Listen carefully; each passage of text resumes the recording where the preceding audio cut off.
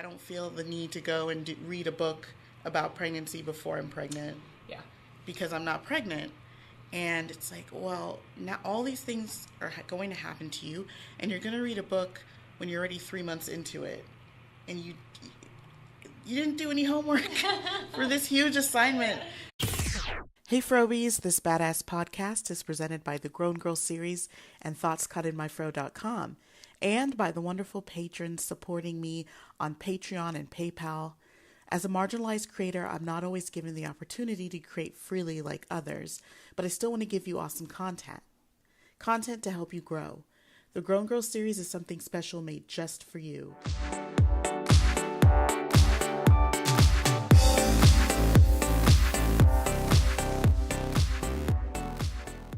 Hey Frobies, this is Nyla from the Grown Girl podcast. Welcome back to this next episode. I'm with a very special person, somebody who I have wanted to meet in person for a very long time once I found out we were in the same city. This is Anna from Power to Prevail. Welcome. Hello. So happy to be here. I'm excited to have you here. So I invited her on today for a couple reasons.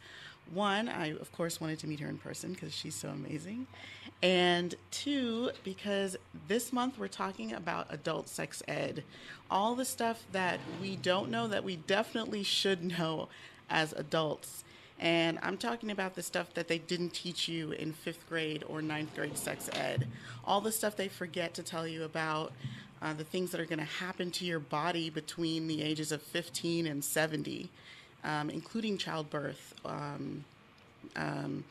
hormonal changes, all that kind of stuff. So we're going to talk to Anna about a very particular part of human sexuality, which is pregnancy. Woo, because a very extra special guest is outside, baby JJ. He'll make an appearance. You guys will hear him screaming. How old is he? He is going to be 11 weeks. I'm still in the whole week thing. Yeah. People are like, no, really, 2.5 months. That's another thing I want to talk about. I'm like, what does that mean?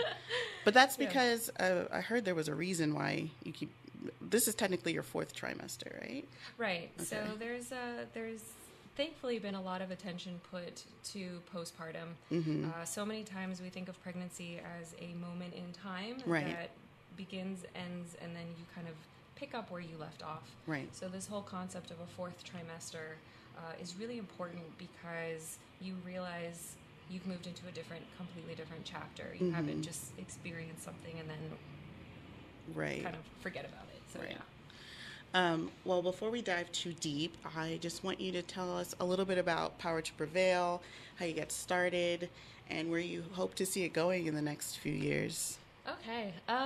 It got started when I was actually ready to move to Houston. So this was a big catalyst for creating it. And I said, I want to do something that will impact people, and I want to be able to do it from my own perspective and lend my own voice to it. Mm-hmm. And having to recognize that one of my greatest struggles was with overcoming fears that were largely put there because of shame.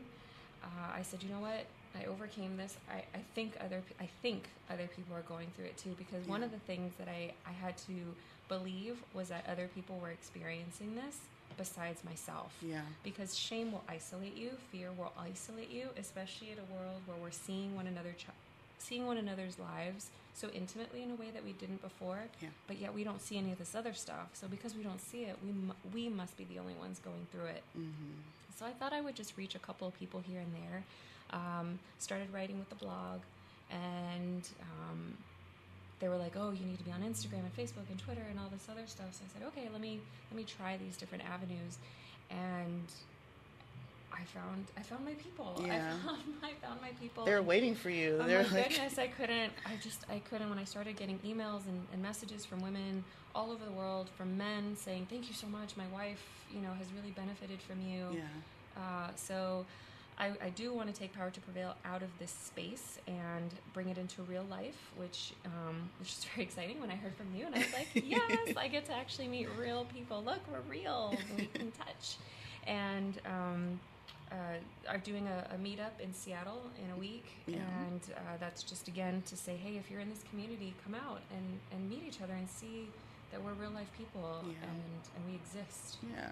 And not in the shadows. Yeah, because it is interesting, because I feel like I know all these people intimately. And then there'll be times where like, oh, I don't even know that person's name. So it's a really interesting, it's a really interesting you mean dynamic. Your name is not thoughts caught in my throat? Yeah, it's a really interesting dynamic because you're like, oh, I'm really close to this person. They know all my fears and all these doubts I have about myself, and it's like, oh, I just know them by a screen name.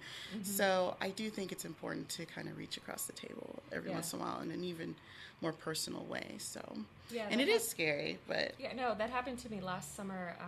I did a retreat in Tennessee with Hot Healthy Habits. They've renamed themselves, and I'm being a really bad follower because I don't remember what they rebranded. But I was speaking to people face to face, and they say, oh, so you're one of the panelists. What do you do? And I would tell them, oh, I'm with Power to Prevail. And they're like, I follow you. I see you all the time.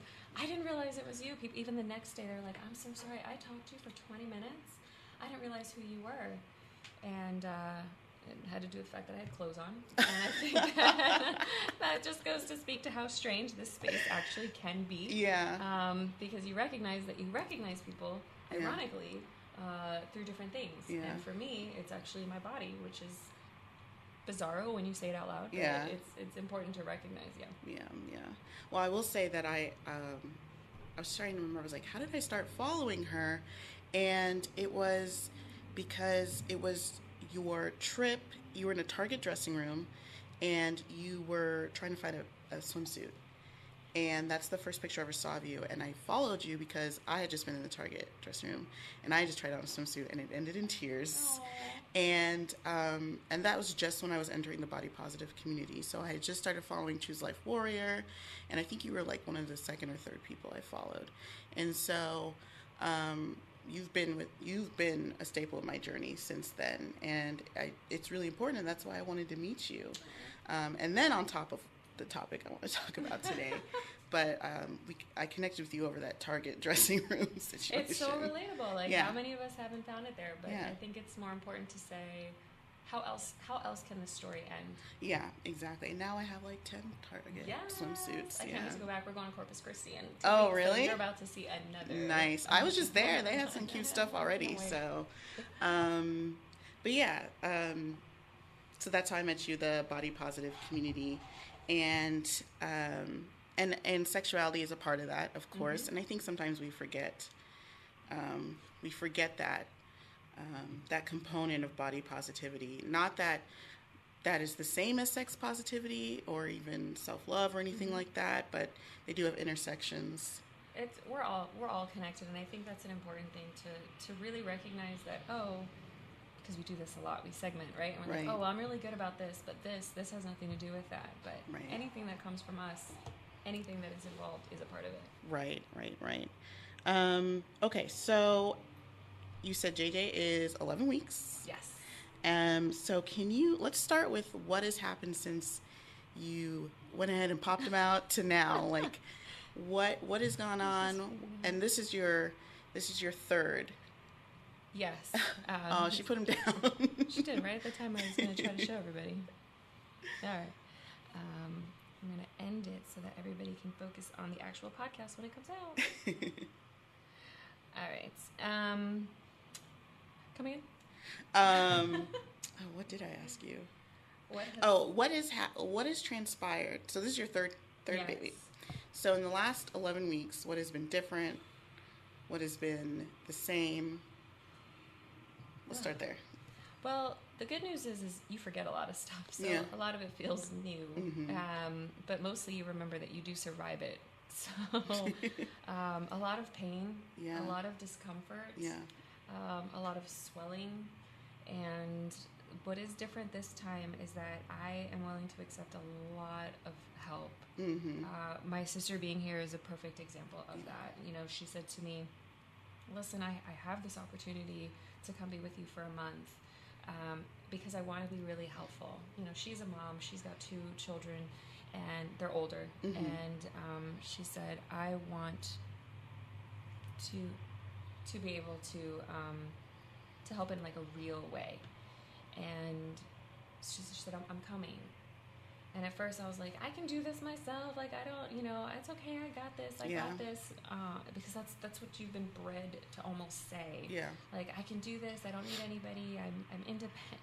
This whole, you know, women empowering statement that's really not that empowering sometimes. Mm-hmm. There should always be like a little asterisk, but if you need help, it's cool to ask. Yeah.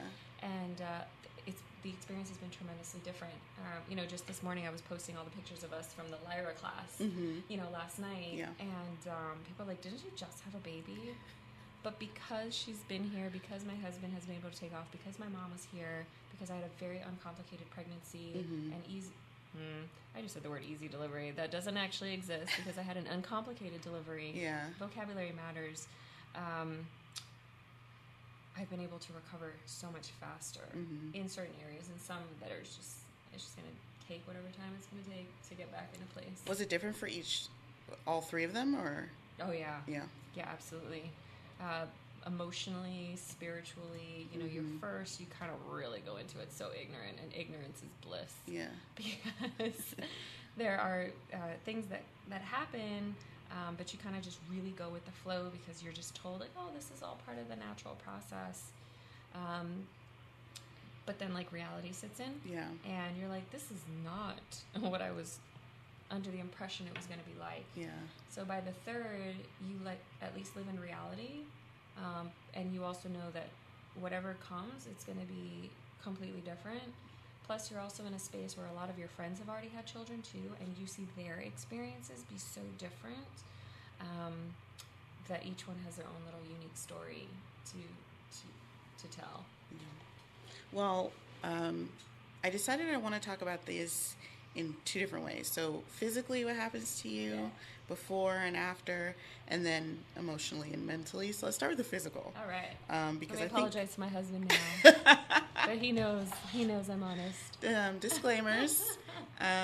You know. Yes, if you have any children in the room, room if you have listening. children, let them stay in because they need to know. You might be doing them a service, yes. Except when they turn around and they say, "Is that what happened to you?" Then I can apologize. Like, yeah, that's why I'm in charge. So let's do it by trimesters. Okay. So first of all, everything, I think most of what we know, what we retain knowledge from is honestly from TV. Yeah, for and sure. pop culture. 100%. Because sure, we take sex ed, but I don't remember what I learned in 5th grade, and then I only took it one more time in 9th or 10th grade. Right. And I wasn't even in the class where they showed us the birthing movie. For some reason, I missed that day. So what I know is also because my dad is a gynecologist and I worked in the office, but outside of that, I'm like, what? There's so much that we create a reality of that is not true. Like we see what's on TV and we're like, that's pregnancy. So what is it? What did you think would happen and what actually happened, let's say in your first trimester?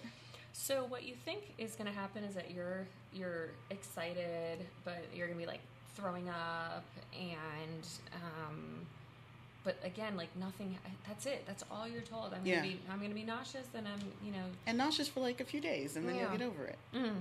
So I actually never threw up, but I actually know what nobody ever talks about is how freaking tired you are. You are to a level of exhaustion that is almost concerning.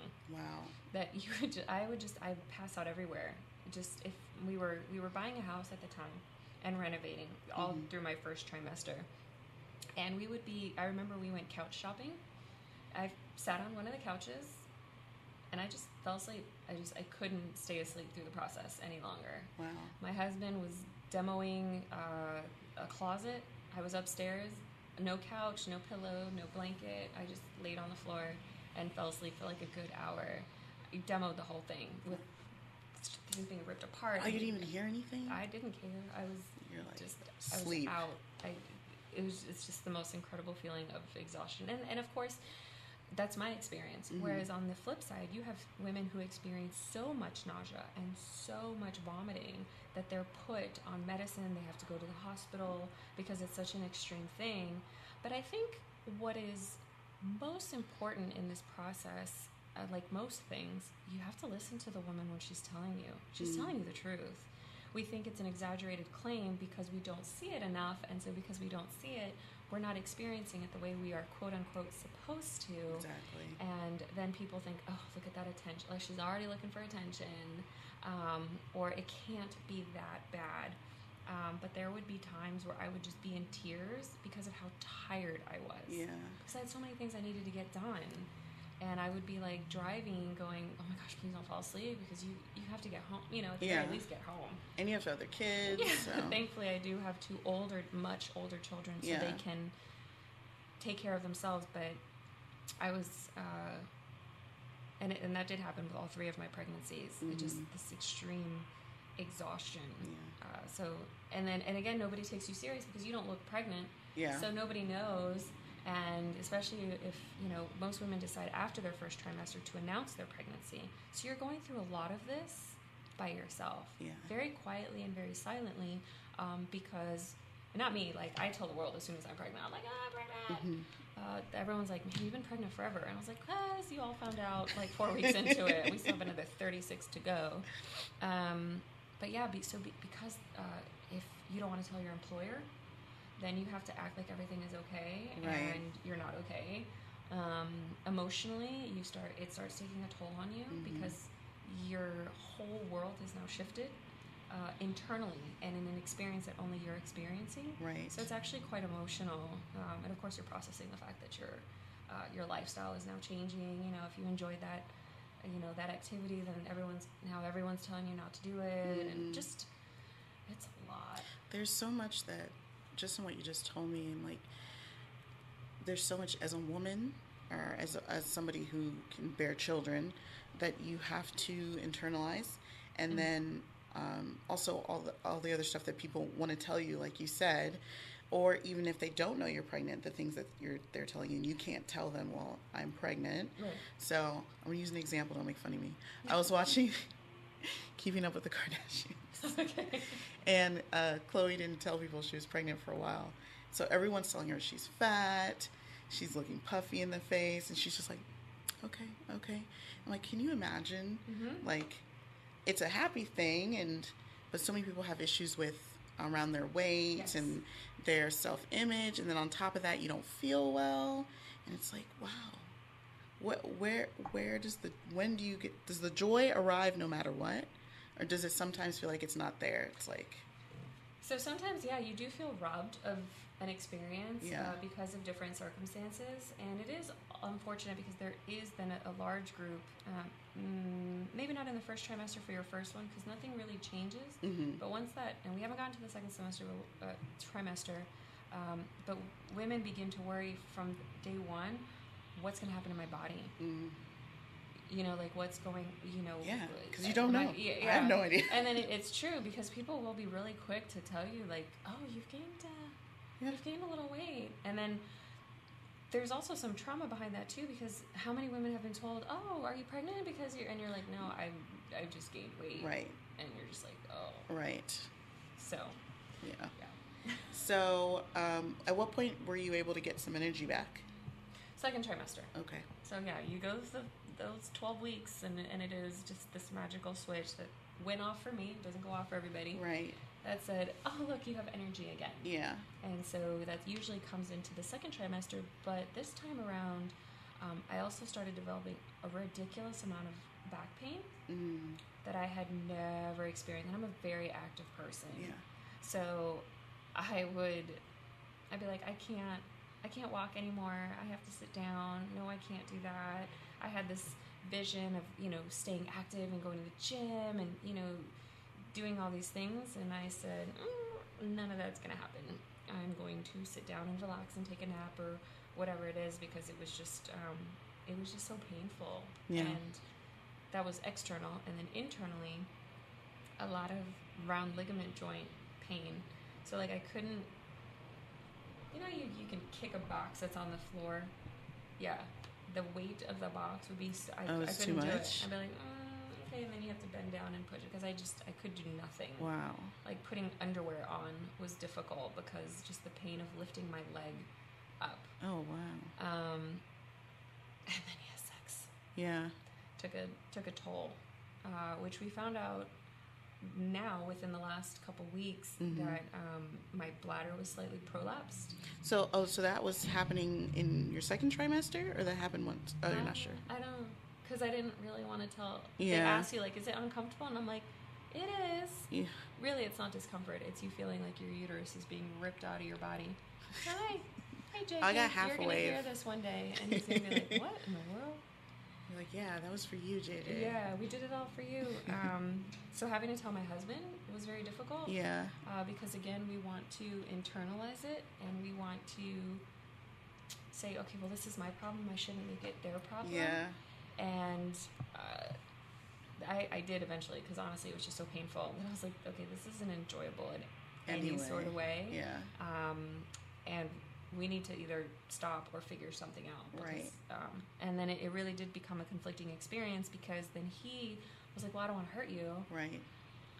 It was a difficult time all the way to the end of the pregnancy, because the pain never went away, and there was never really a super comfortable way, which is unfortunate, because that's the time where you're not going to get pregnant anyway, so have a good time. And they tell you sometimes, like, oh, it's the best sex you'll ever have because there's all this extra blood flow and all this other stuff. And I was like, yeah, that didn't happen this time around. Man, I remember the first time I learned that you could have sex while pregnant. I don't know. I'm like, I'm a kid, so I'm like, what? No, you don't. It closes up or something. Right. And I was like, what? You can do that? Yeah, sure. And you can do it the whole time throughout. And I was like, oh yeah, you can't get pregnant, so why wouldn't you? Right. Why wouldn't you? Exactly. There's just so much. I'm like, oh, that makes total sense, but nobody ever explained that to me, so why would I think about it like that? When you would have these different issues, like the pain or the exhaustion, would you tell your doctor? Yes. And did they have explanations? Or? Oh, well, the beautiful thing is everyone says, yeah, that's normal? That's normal. That's what I was saying. Like, they don't explain. It might be normal, but why is it happening? Yeah.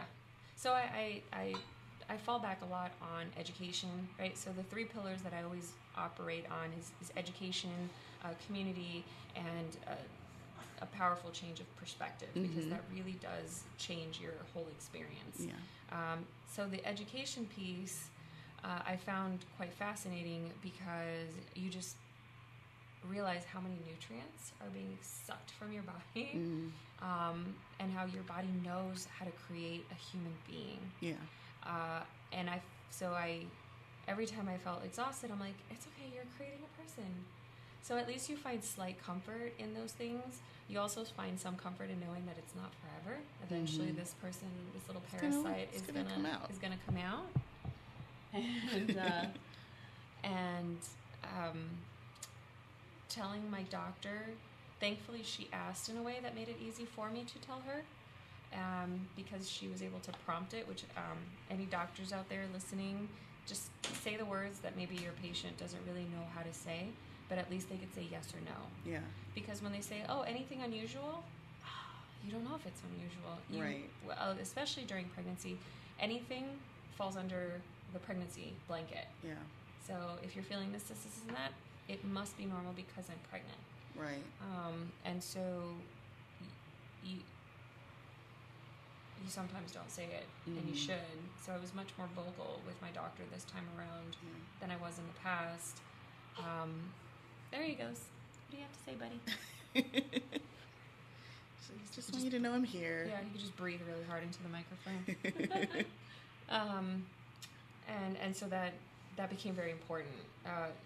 Saying those things, and when I would share it on my Instagram, and all these women would be like, oh my gosh, yes, me too. I thought something was wrong, or they're just like, oh yeah, I just endure it. And I was like, how can you endure it? It's so painful. Yeah. Because it's just an awkward conversation to have. Even though your gynecologist is like, there is nothing I haven't heard. Yeah, your doctor is literally. I've come to a point now where it's like, you know what? I'll tell any doctor whatever. Like, they have had to have heard it all. But I understand that initial, like, I don't want to say that out loud. Right. Because then it makes it real. So yeah, I get it. And I was thinking about this as I was driving here. I was like, there's so much shame inflicted upon us. Which is like, but we all experience these, we're all different, but we all experience some variation of these same things. Yes. So why are we shaming each other into this. And I know for me, a lot of it was based in religion. I was thinking about like the reason that we're clothed, Adam and Eve, the original sin, things like that. And I just think that creates such a wall between us and the help that we need Yes. a lot of the times. And it makes me, I think about all the things that I should have told a doctor earlier that could have prevented things. And it makes me so sad. And I hope that if I have children, I can raise them to be comfortable to at least tell me Yes. if they feel like something's wrong. And I hope that I have the wherewithal to give them the tools that they need to understand their own bodies. Because I don't know what's going on still from time to time. I'm like, what? Even like breakouts, I'm like, why is this happening? Why? Oh gosh, So yeah, that I can do a whole nother talk on that one. Yeah. But yeah, that is the importance of it, and that's the power of simply being able to share your story, right? So like, I'm not offering anybody solutions. Yeah. It's really funny because you were like, you've helped me so much. It's like, really, I've just pointed out we just talked all about the stuff that's going wrong. Yeah. Not wrong, but all the things that are happening to me. Right. And so by being able to do that, you are able to give a voice that people, sometimes they don't even know the words to use for what is happening, whether it is because they don't know the technical terms for their own anatomy, which is extremely important. Yeah. But raising a daughter and a son, it's very important for me that they have the vocabulary that they need in order to be able to express themselves properly. And it's really awkward. It feels really awkward for me, and it feels so icky and weird. But they're like, oh, okay, cool. So I remember the other day my daughter was telling me that she was having cramps. My sister automatically said, oh, a heating pad, will help you. And I said to her, is it your stomach or is it your uterus? And she's like, oh, it's my stomach. Because we automatically assumed Cramps that she was having, and then I said, oh, well, because now you're able to deal with the issue in a different way. If I gave her a heating pad on her stomach, she'd be like, this isn't helping. Right. But yeah, so being able to discuss these intimate things without shame, because I know we like to think that we're special, but like you said, we're not that special. We go through it. There might be variations, but Yeah. And like you said, like everyone's pregnancy is going to be different, of course, but I feel like this is making lots of noise. You're going to experience. I don't know anyone that has had a perfect pregnancy. Oh, no one. So you're going to experience something. Even perfect is how you define it. That's true. Because some people will say, but at the end of the day, if my baby was healthy, the whole thing was perfect. That's true. Because it went exactly as it needed to go in order for them to be that way. Or you have the sad reversal where everyone seemed to have gone picture perfect, but something still goes wrong at the very, very end. Right. And so it's such a unique, amazing experience that there is no one way to do it. Yeah. And that's really what we should celebrate. Yeah. And I do think because pregnancy is it's something we see daily, probably. It's something that every woman is exposed to. Correct. And so it should be normalized, but I think it's normalized in a way where we're like, oh, that just happens, and I'll worry about that when that happens, if it happens. And so there's no prep. There's no... Kimberling is spelled Kimberling. And there's also Yasmin at quarter.water.dreams. If you're looking for inspiration of any and all kinds, fashion, fun, decor, whatever, try Crystal with a K and a Y, DeSantos, and her account is of the same name, or Brandy at Authentically Be. So her account is Authentically Be and her name is Brandy. Finally, some mental health accounts I really like are You Are Not Alone. That is, their account is talk_Yana, YANA. You Are Not Alone. Also, the Soul Filling podcast. Some people from my hometown of Houston. Shout out to Tiffany and Jasmine and the rest of their crew. And finally, the Avocado and Honey podcast, which is just about self-care all around. All right, that was a lot, but I'll have some more next time. So let's get back to the show. Okay, so that was third trimester. Okay, so labor. How did that go? Successful. Yes, he made He's it. here. Incredibly uncomplicated. I Mhm. say the word uncomplicated because I really I try to be very technical now. Right. It was a vaginal delivery. Mhm. I try not to use the terms natural. Right. Because that could be defined in so many different ways. So it was a vaginal delivery. I did not have any pain management Mhm. other than some Beyonce. Like Oh. my it's so funny. My husband was like watching me mouth my song because I was singing the words, and Yeah. it was my workout. Yeah. That was actually my labor. Some people, they're like, calm. I was like, I had my workout playlist Nice. on. Yeah, so I was like, yes, we can. We do love it how we can make these children and then go back. Make these millions. Yes, that's right. And back to business. But it was an empowering experience again because of the people around me supporting me, saying, if you know what you're doing, I believe you. Mm-hmm. I believe what you say. And my nurse probably is the one that embodied that the most. Nurse India, I love her. With Methodist at Willowbrook. I always try to give her like a shout out. She's fantastic because I had told her my two other birth stories, which are important to this story because the two were very different, but I learned things from them. The first one was I learned I probably could have done it without the epidural, but I was so scared and I didn't have the support that I needed. And even when I came in and told the nurse when they first check you in, like, oh, are you planning on getting an epidural? And I told her no, she sort of like snickered at me. And just, again, not a super empowered. I didn't know that I could get up or turn or grunt or, just do these things that I needed to do to get through the process. Yeah. I had my mom looking at me. I had my mother-in-law. I had all these people. So I felt I owed them a nice birth experience, which already just, not when you say it, you're like, really? Wow, I don't know how I managed to make this about 10 other people. Yeah.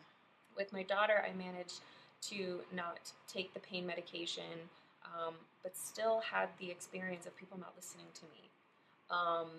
And so her birth was very chaotic because I said, listen, something's changing. And they said, it can't possibly because it hasn't been. And I said, okay.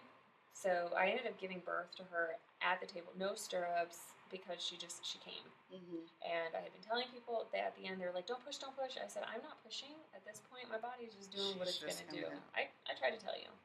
So this time around, she said, listen, anything changes, anything at all, whatever it is, even if it's the slightest bit, after hearing your story, as soon as you get ready to go, you go, and I want to know. And it's almost embarrassing because you're not following the, yeah, and then push, and all of these ways that labor has been shown to you, right? My water didn't break. I had to have Pitocin. I don't go into labor naturally like that. And see, those are all things where I'm like, so everyone's water doesn't break? Yeah. No, that was a great question that I actually posed it on my Instagram, and I think more women said that their water didn't break than actually broke. TV, man. Yeah, it messes you up, and we think my water, or even towards the end, they weren't even 100% sure that my water had broken until after the fact because he wasn't born in call.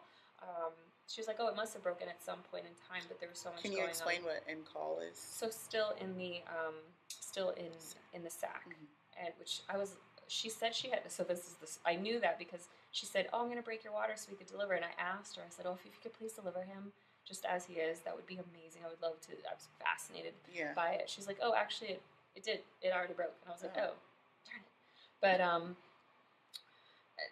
so at 10, for the timeline is what's incredible. I got my Pitocin at 6 something, which is the medication that induces your labor, right? It starts the contractions. Went on that for a very long time. I dilated 1 centimeter in 4 hours, and that's bad. Not great. Not bad. I don't want to say bad. I don't want to assign bad or good to anything. It's not as it's intended. It was supposed to progress it so that I can continue dilating to get to the 10, which is the magic number for you to start pushing and delivering. So I had gotten to 4 centimeters by 10:40. Mm-hmm. And so at 10:40, she says to me, it's okay, but do you feel any different? She never stopped asking me if I felt, and my personal experience, not what was on the monitor, not according to what happens at 4 centimeters, 5 centimeters, 6 centimeters, anything happening. And I said, okay, I feel a little bit different. I'm not going to lie, I do feel a little bit different. Mm. My doctor said, call me when she is ready to go. I'm 30 minutes away, so you got to give me time. Yeah. She called her right then and there. I was 4 centimeters, so there's no good reason why she should have called my doctor, but she did because she listened to me. By the time they started prepping my room, she called another nurse in. It was about 10:15. I was at 8 centimeters. They said, don't worry, the doctor's on her way. The doctor's on her way. Like, don't. And I was like, oh, this is starting to rev up really fast. By 11:30, they're just like, she's almost here. I'm in the stirrups.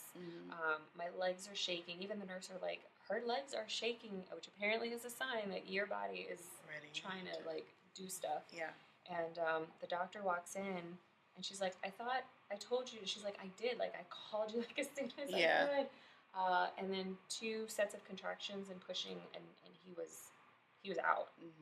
And I didn't tear, which is very common for women. Like if your cervix doesn't open enough, so it's the tearing of the skin in between your vagina and your anus. Right? Let's be technical, guys. We can do this. And sometimes that area tears or is cut because the baby, because it hasn't softened enough to kind of let the baby out, so your baby pushes its way out. It's called an episiotomy. Yes, if it happens naturally. If not, they just call it tearing, which is great. Right. But that's exactly what it is. And sometimes they'll cut it for you, right? Yes. Yeah. And so I didn't require any stitching afterwards, which is, again, very common. I know after I shared that story, one of my followers told me she had 100 stitches. 100, inside and out, because that's how much trauma her birth canal experienced in this process. And I think that's where the conversation then needs to continue, because actually that birth experience is when this conversation ends for so many women. That's the last time you're able to talk about it, because after that everything becomes about the baby. And again, you're supposed to magically go right back to where you were before. Snapback. So that if we don't talk about it, it is probably the thing that robs us of being able to experience our journey in a loving, fulfilling way, because you feel like you failed. You feel like you did something wrong because you didn't birth right. Right? We're not even going to talk about women who have to then have C-sections or choose to. I can't give birth to a baby. I gave birth to mine. You're going to have to give birth to yours. Like, I can't tell you how that's going to be and what's going to work well for you. Right. It's not my place, but man, does everybody make it their place. Yep.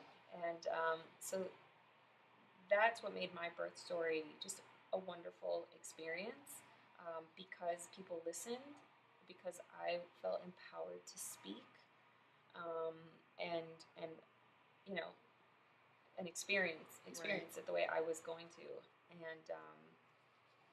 And then the recovery, and then that's the fourth.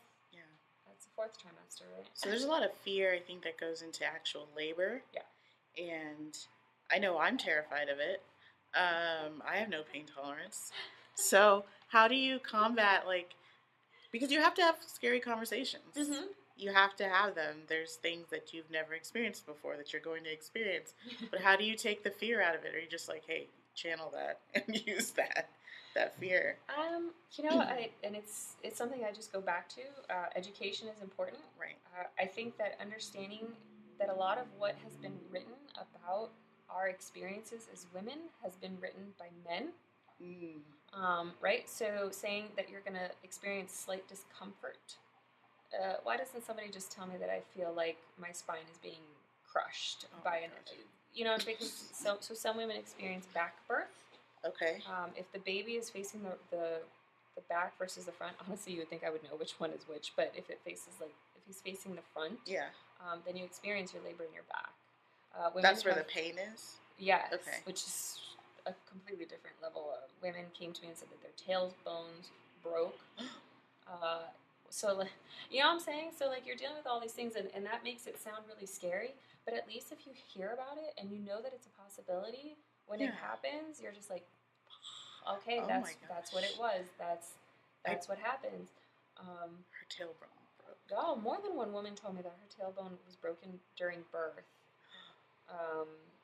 because of the direction that the baby was facing.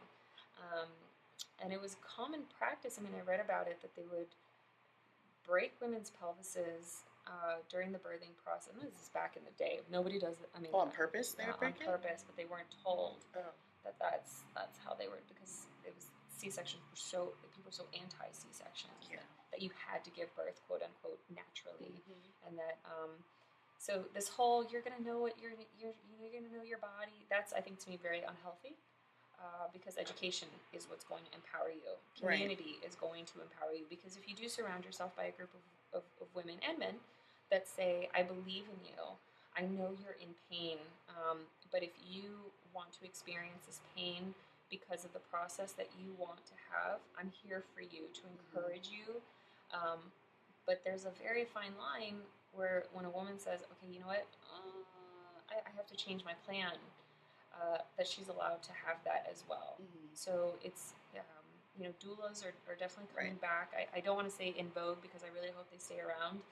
Midwives who are able to walk that line very finely and say, but remember, this is what we talked about. This is what I believe in you. You can do this.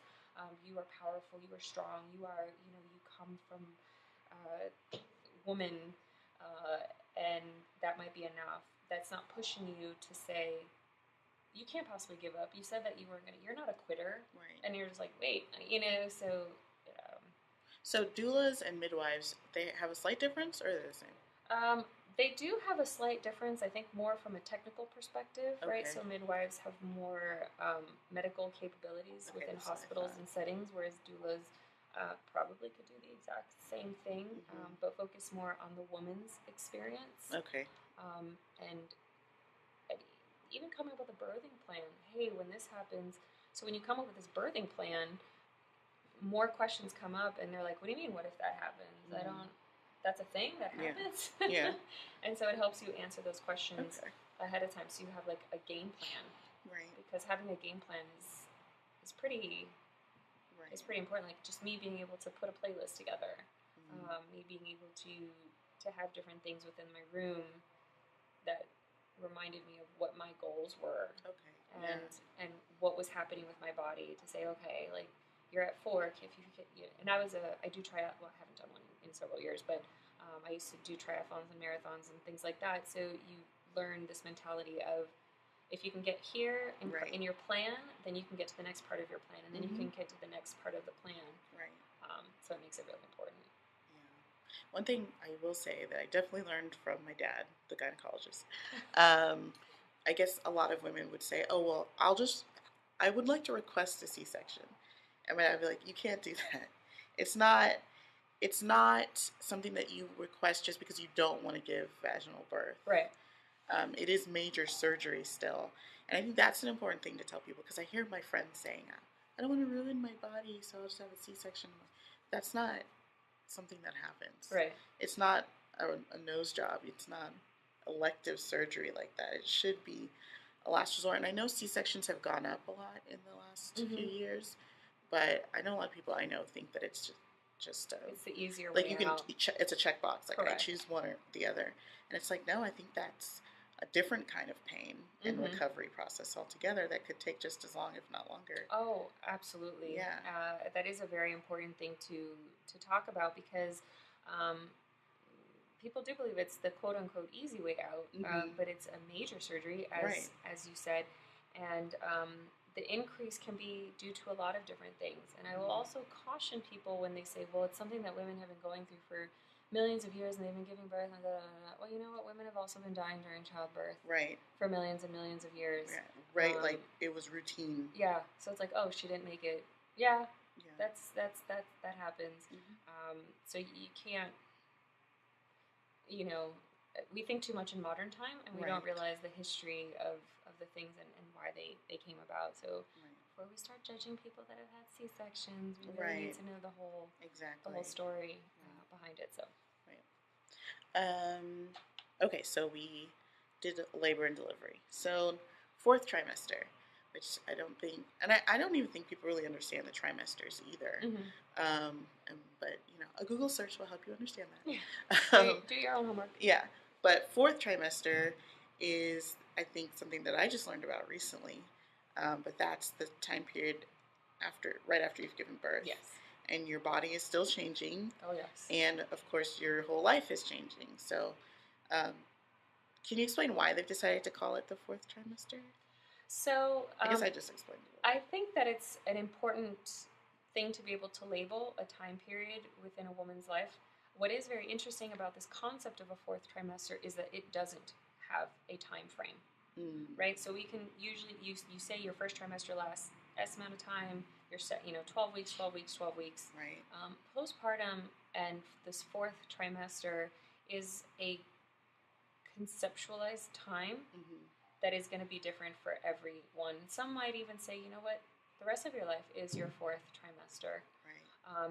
Because your body is forever changed, both physically, emotionally, and my urologist, actually, I went in because of this prolapse bladder issue, which thankfully is no longer an issue or doesn't seem to be. He said, you know what?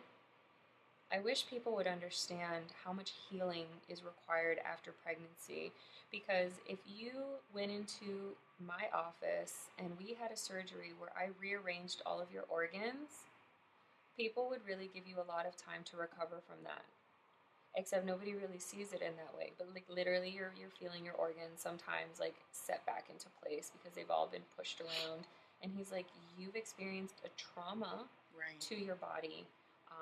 And he said, you need to be patient and you need to allow yourself to heal. And this is somebody who I'm seeing,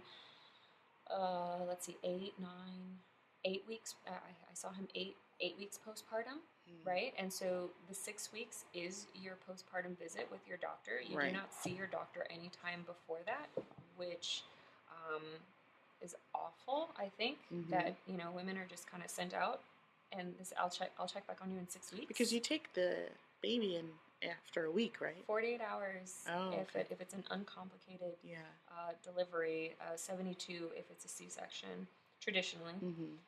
And then that's it. You're like thrust into the world and you don't get any other formal support.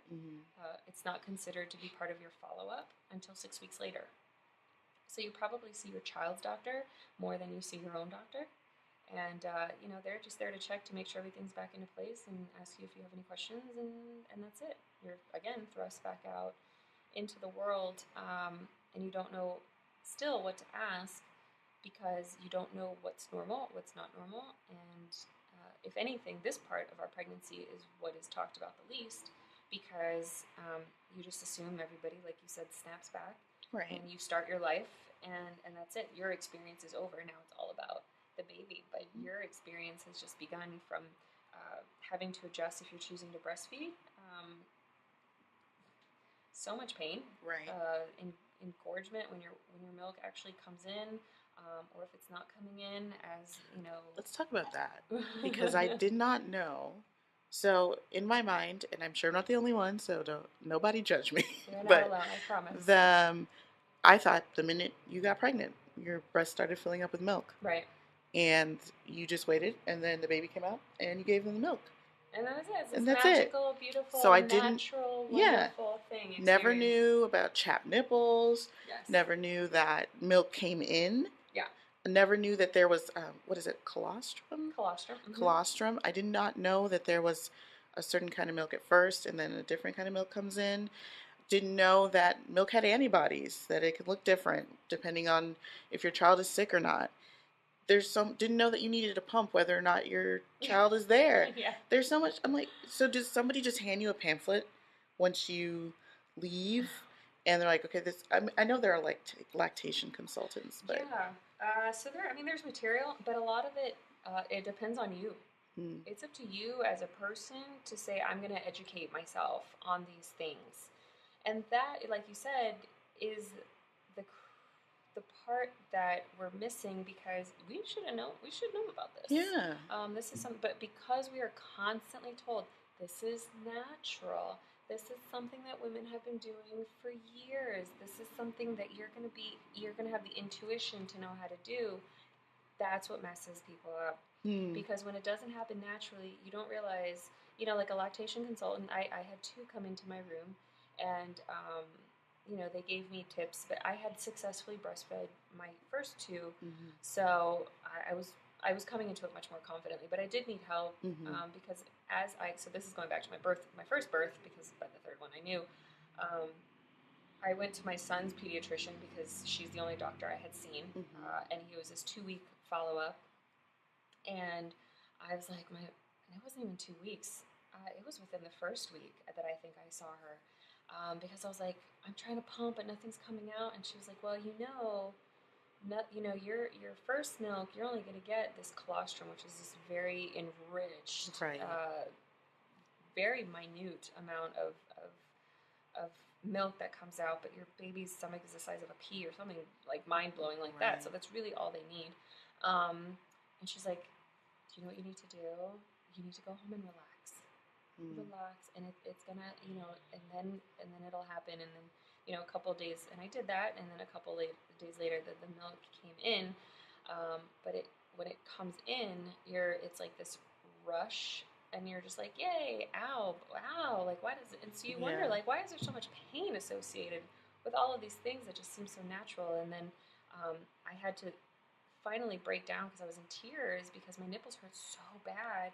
And they're like, oh, we have this cream. And I was like, why wasn't that given to me as part of my package? Why didn't you just automatically assume that I needed it? Yeah. But nobody automatically assumes that you need anything. Rather, the automatic assumption is that you're going to know.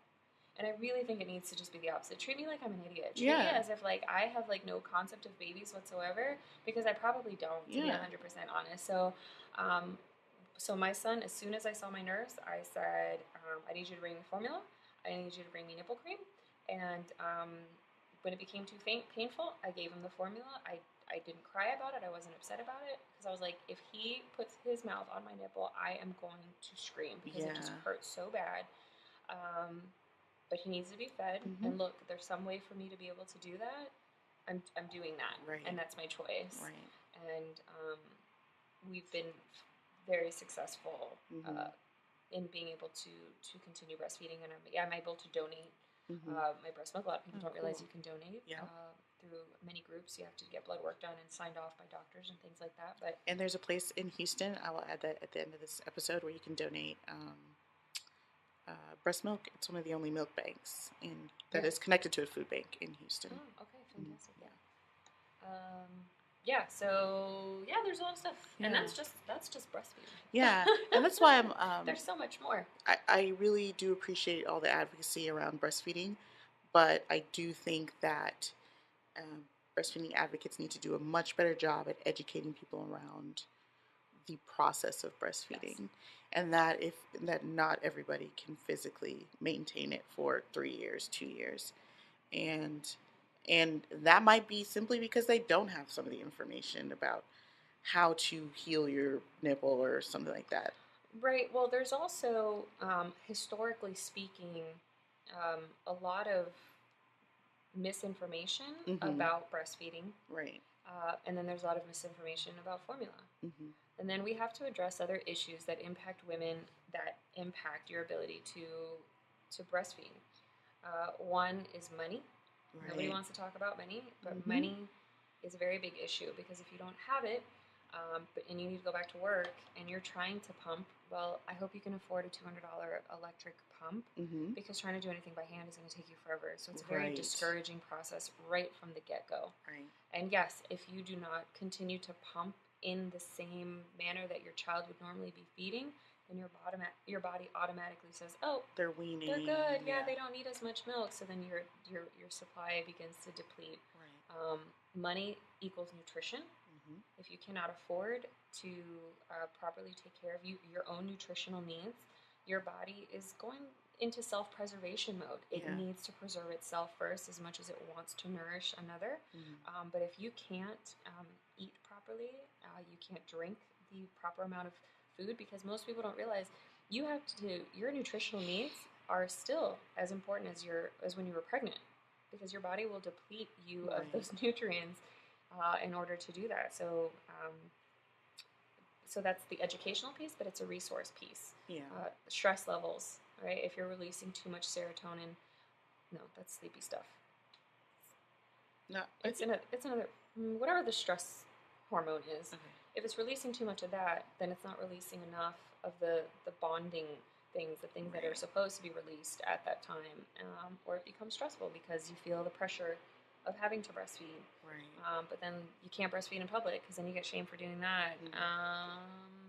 So the success of a woman being able to breastfeed has many different factors. And again, culturally speaking, I saw this post, my friend, and what was the name of the group? Brown Baby Brigade. Yeah, I actually follow them because of you. Oh, my friend Sandra, wonderful, and they educate on the piece that, yeah, you know what, women of color were not encouraged to breastfeed. It seemed, again, unnatural, which ironic because many of them served as wet nurses. Historically. Yeah. Hello. But don't feed your own child. Feed. Because the priority was to feed Yeah. the others. So that became a part of their identity, and so that meant you didn't take care of your own, you took care of others. And so breastfeeding, I think, became a very taboo topic, and many people are working very hard to bring that back and give that support to all women. Right. And yeah, so I never even thought about it that way. At least for this society, the privilege in breastfeeding. It is a privileged act to be able to 100%. Breastfeed for a long term. Yeah. So you either have a job that allows you to pump at work, which technically speaking, all employers, I mean, it's federal, right, are supposed to give women the opportunity to breastfeed. But you can say all that you want. Right. But that doesn't necessarily mean it's not going to impact you in your job. So it is a very privileged experience. I get to work from home, so I don't necessarily have to pump whenever or wherever. Before, I worked at a job where I was in an office space that it was thankfully a childcare company, so they were very empowering of women. So we had a place to go if we needed to pump, and it wasn't frowned upon. So I could continue to do that, but a lot of women don't have that support. Right. And again, those pumps are expensive. I got mine through my insurance. But you're talking about $200-$300. That's something else for a pump. I didn't know. I'm thinking you can go pick one up at Target for $40. Yeah. No. You get a handheld. You can get a handheld one. Oh, that's true. You can. There's electric ones, and then there's still hand pump, which you can't. But again, the time that it would take for you to do that, it's very constricting. So it is a very privileged experience, and you do need to be able to recognize that, because we feel that the failure is in us, and because we didn't eat the right thing, or something's wrong with our bodies. But there's a lot that goes into it. Right. Let's do a time check. Okay, we have 30 minutes. I know JJ's being so good. I don't even see. I think they went for a walk. Oh, you would think I would notice my child being let out the door, but it's cool. It's my sister. Okay, before I interrupted you about the breast milk, I think we were just finishing out fourth trimester and what else happens. There was something I was going to ask you.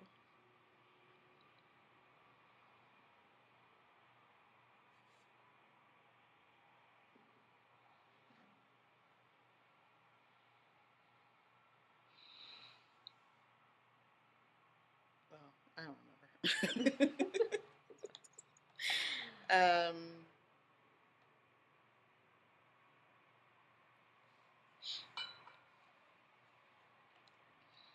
Let's track your memory. Trying to remember.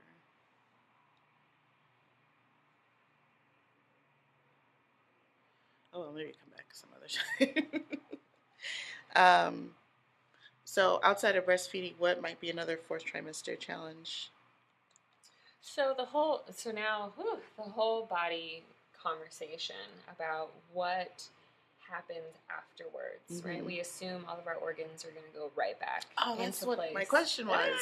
Nobody ever tells you about your organs moving, which make everything that you find out about, it's like, that would make sense, that your body would need to do that. But it was never thought that crossed my mind.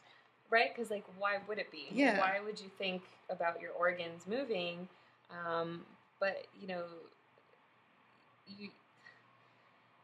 you have to think about what it is you're asking your body to do, and in the time period that you're asking them to do. Yeah. That you're asking it to do it.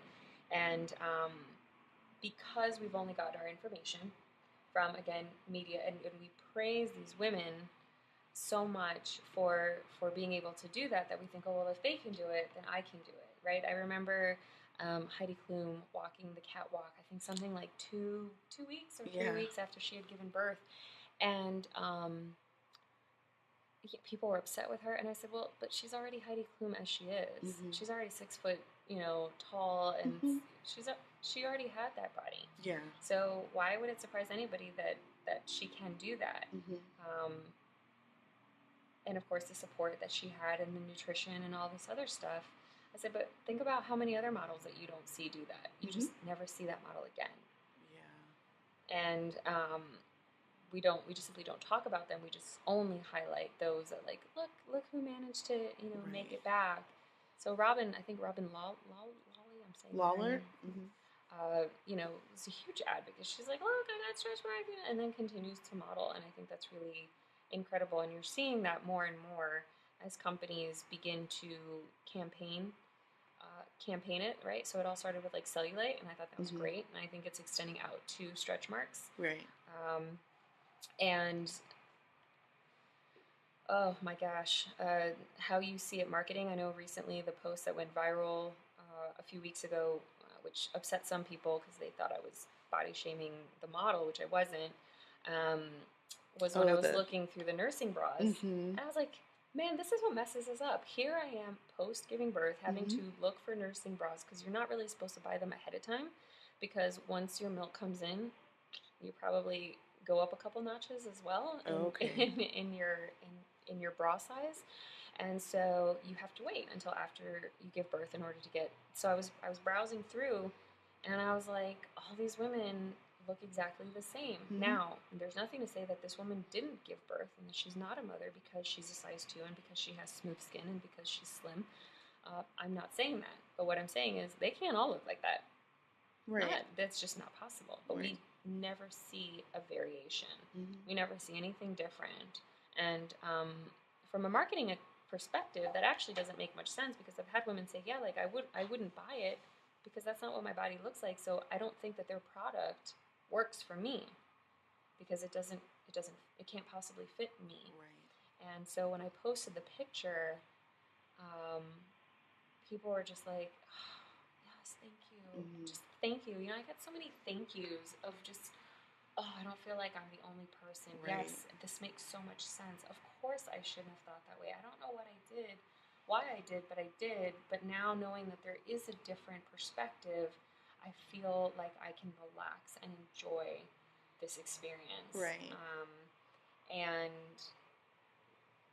we glamorize you lost so much weight, and now you dropped the baby fat in 2 weeks. That's great. And what is funny is that we can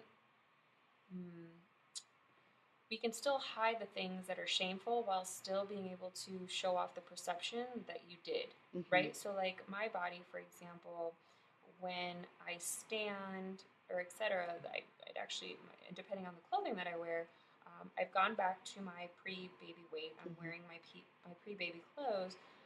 So on the surface, it's like, oh, look at that. Everyone says, oh, you're back to that. And I am in no way back to it, because my skin is still very, very loose. I don't know if it's still going to remain that way, looser than it was before. Mm. It was that way, but no, my body's different. But I can pretend as if it is back to what it was before by just wearing the right clothing and just posing at the very right angle. Mm-hmm. And that's what we do. Yeah. Because you can do that on social media, because you can edit a picture, because you can take 20 different pictures at one time and then figure out which one works the best, and then that's the one that we share because that's the one that's celebrated, because everyone just wants to just be like, oh my gosh, you look fantastic, you look great, you just had a baby, which again brings in a consciousness. Every time you tell someone you just had a baby, you get the body scan. Yeah, the look down. And then more so right at the stomach, and you look great. I'm like, me? Like all of me? Or like, my stomach? And so... And it's always kind of a question too, like, you look great. And I'm like, why does it... But again, why does it matter? Yeah. And oh, it's so, from a partner's perspective, because again, we are talking about sexual health. Now you have this different body that, by all definitions, right? Think of the ways we've described bodies. Women ruin, their bodies are ruined by pregnancy. They are destroyed. These are the words that we're told constantly, which is why you have that stress in the first and second and third trimester, because you're like, is my body being destroyed right now? Which, again, I always say to people, I'm like, oh, I try to tell my doctor that, but she's like, no, stretch marks aren't destroying you. That's not a medical, it's not a medically, I can't intervene for you in any way because you're not dying. So you can't be destroyed, because if you were, as a doctor, I have a responsibility to save your life. Right. and that's not what's happening. But now you have to face your partner with this sort of really saggy skin, because even if it eventually does go back, it doesn't go back quickly. This softness around your body, which is never glamorized or shown as sexy. So women don't like to be intimate. And let me tell you, like, after those 6 weeks, if you get the all clear, those husbands and partners who have been very patient, they're ready. They're like, so you're good? Your doctor said, I'm respecting your space, but your doctor said you're good? Right. And women are not good, because emotionally and they're not mentally prepared to... Oh, somebody had a poopy diaper. Hi, babies. They're not prepared to present themselves to their partner, because they don't feel that they took care of themselves the way they were supposed to take care of themselves, so that they could present themselves to their partner in the way that they are, again, quote unquote, supposed to, so that they can be attractive to their partner, so that their partner can be aroused by them, right? So then lights get turned off, or it's just not, no one's engaging in it, or being rejected, right? And so that's very difficult for relationships. Or, you know what? 6 weeks, that works for some women. For other women, it doesn't. And they don't need 6 weeks to recover and say, you're good. Like, again, my urologist was like, no, this needs to take months. You're not ready. And I have the privilege, again, of having a lot of support. So I got a lot of sleep. But sometimes you're not getting enough sleep. Or you're stressed because your milk's not coming in, because of parenthood, because of all these things. The idea of intimacy is not... it's the farthest thing from your... You're just like, I can't. There's so much other stuff going on. This is just, Which is very difficult, because partners do need to recognize that this is a very isolating experience, because you're the only person that can experience it, and you're the only person experiencing it. Even if you're surrounded by people. So, you've got this swelling, you've got that swelling, you've got, depending on how you're recovering, women were talking about the tailbone, they're like, I wasn't able to sit down properly for months.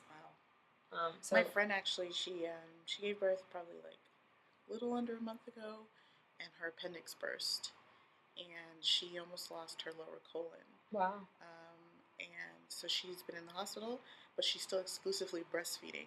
So on top of being in the hospital, she's breastfeeding, and then she also has to find a way to keep a newborn in the hospital for weeks, which is not the healthiest thing ever. Right.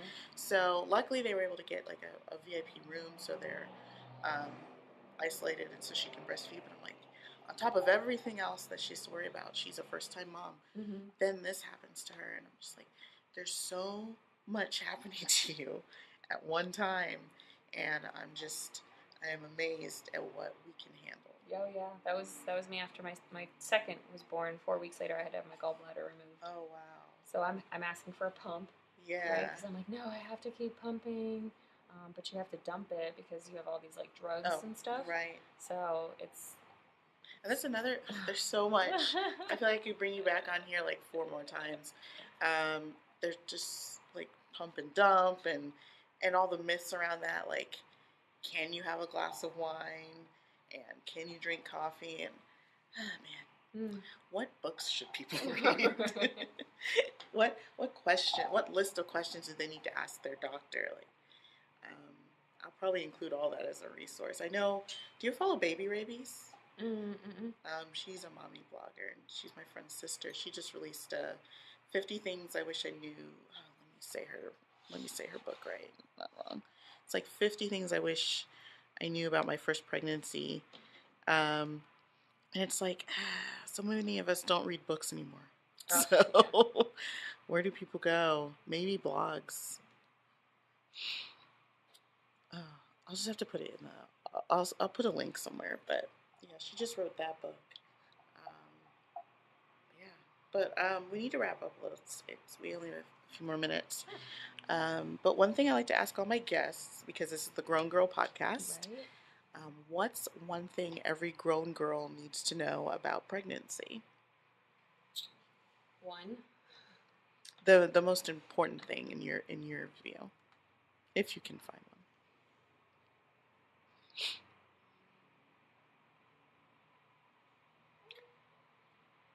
That while it is her own experience, Mm-hmm. that she doesn't have to experience it alone. Awesome. Knowledge is power. Right. Community is powerful. And this isn't a competition with who can birth or pregnant the best. Right. That we can, because in that we're able to support one another and encourage one another. Right. He agrees with me. He was finally speaking up. Is that right, Betty? Right? We don't compete. Aww. That's JJ in the background. That's JJ saying hi. I think that's something that I wish I would have had. And when I did have it, I recognized the importance of it. Because shame keeps us from all of that. Right. Like you said, it's isolating. Yes. Right. Yep. So. Well, thank you so much. Thank you. You teach me so much. Me. I didn't know about broken tailbones. I knew about bones cracking. My dad did tell me that. And all the other things. I will leave you with this. It is possible to poop while you're giving birth. Oh, yes. Just so you know. I may or may not have first-hand knowledge of that. Yes. It's normal. Absolutely. You're bearing down. It's all in the same area. A lot of pipes in the same place. lot of the same things going on there. So, but anyway, before we go, you can find Anna at Power to Prevail on Instagram, and your website is powertoprevail.com. .co. And anywhere else? Facebook, Twitter, but I spend most of my time on Instagram. So definitely go follow her if you aren't already. Again, this is the Grown Girl podcast presented by thoughtscaughtInMyFro.com. You can catch us anywhere you listen to podcasts, including Apple Podcasts and the Anchor app. So if you haven't, have you downloaded this before? I have not. So the Anchor app is really cool. If you ever thought about starting your own podcast or just you like to listen to different kind of podcasts, this is a free app. And it makes it really easy to record. You just pick your phone up and you can start talking or just press a button and it'll create a station for you. And then you can kind of group all your different recordings together into full-length episodes, and Anchor will upload them to all the podcast platforms for you. Wow, that's fantastic. Yeah, so it's really great. Download it if you want to listen to some. And if you've ever wanted to start your own, that is literally the easiest way I've ever seen to start it and get on different platforms so people can hear you. So download the Anchor app. I'm on there. I do a little sideshow called Show Notes, and I would love to have you listen. Thank you again. Thank you. And I'm probably going to ask you to come back. I'm more than happy to be here. All right, you guys. Thanks for listening.